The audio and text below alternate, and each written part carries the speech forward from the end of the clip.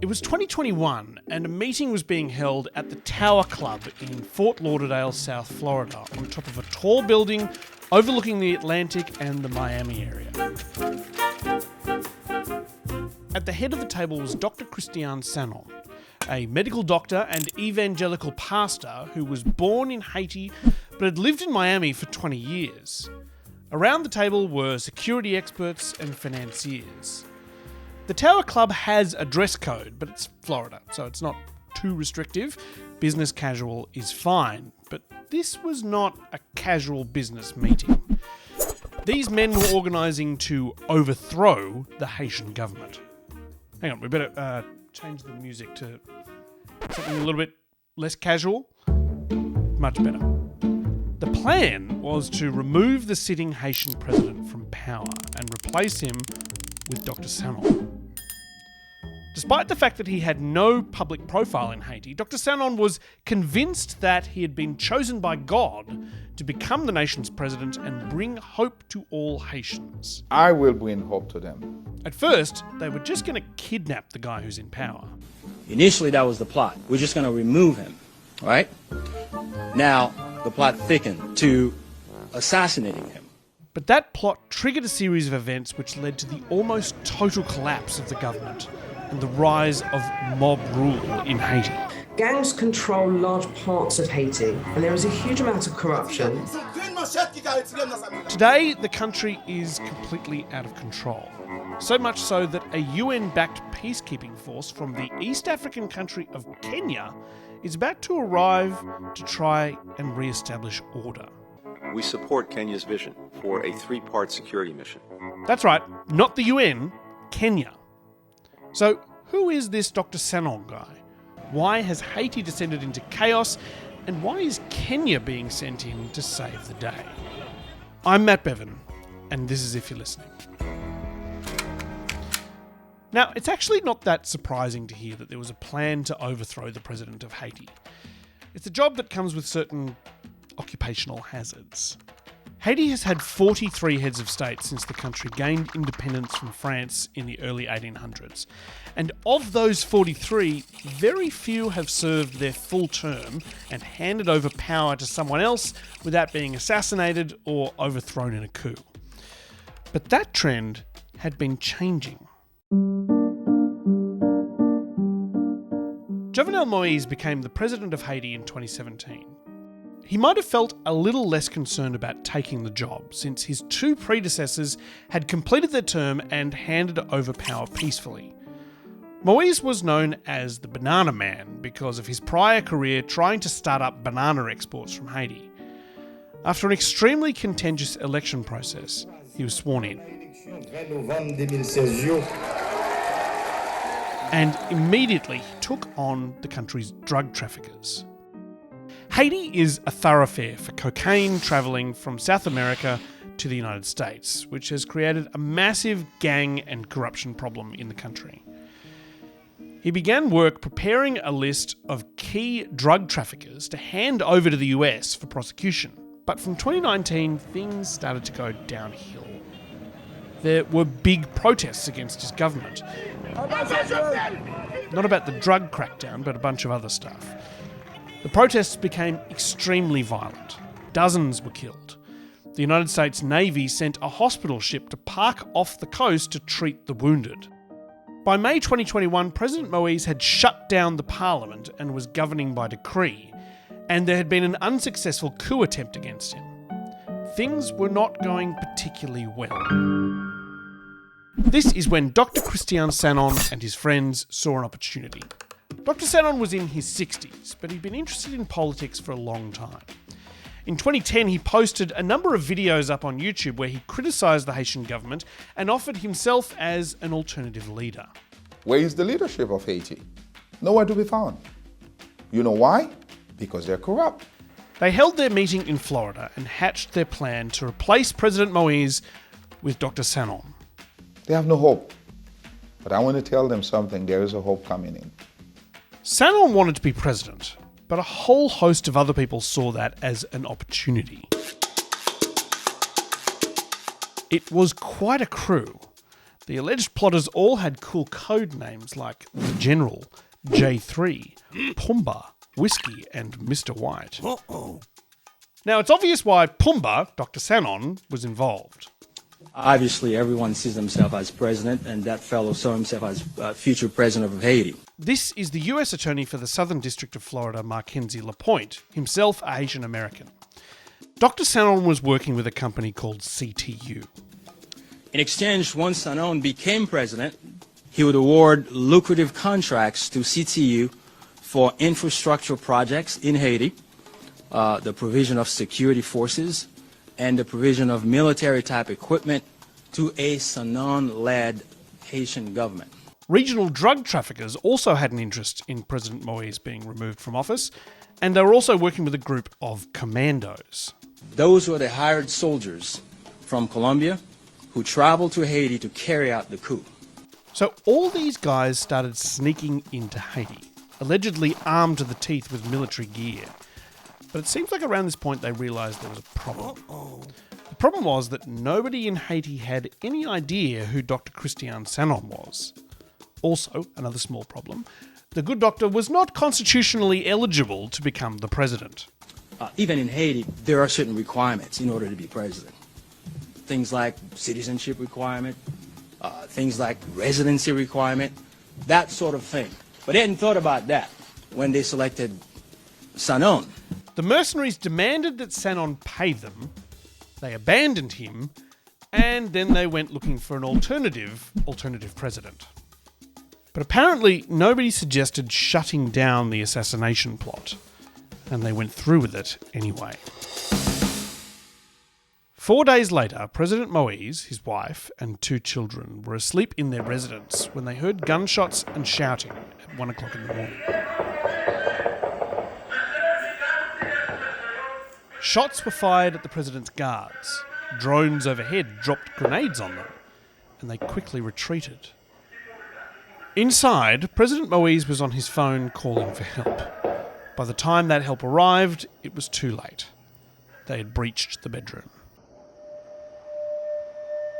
The First Lady was hit by stray bullets. She pretended to be dead while the intruders tortured and killed her husband of 25 years. They ransacked the house, stole his list of drug traffickers, and fled. The following day was total chaos. Across the capital, vigilante mobs grabbed anyone they thought looked suspicious and dragged them to police stations. Dr. Christian Sanon was scooped up by the authorities too, but the damage was done. The top levels of the Haitian government were also in chaos. There was no functioning parliament, and it was unclear who was in charge. Gang violence exploded.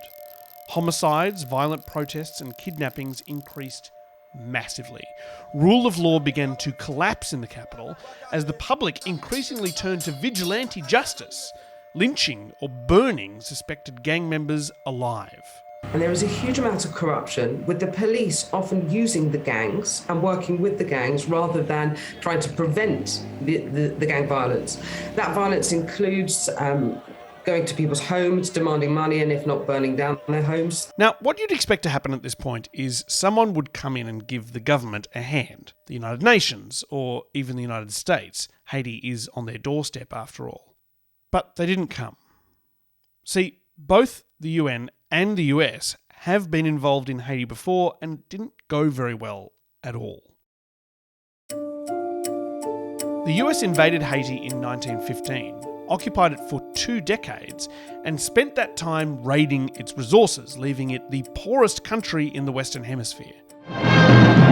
But the Haitians, with an average annual income of about $70, make the best of their lot and continue the carnival traditions of France, the nation against which they revolted in 1804. It's seen no improvement since then, despite multiple further interventions by the US. While all of its neighbours have become richer, development has been stalled in Haiti for decades. The average family income is less than $1 a day. 1 out of 5 children dies before the age of 5. Only 20% of people have safe drinking water.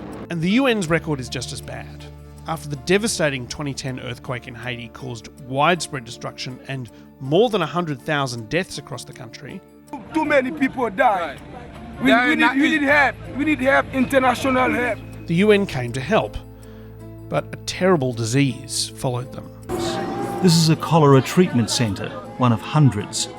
So far, it's killed 3,500. Some also blame the UN peacekeepers for bringing the disease. Turns out they had.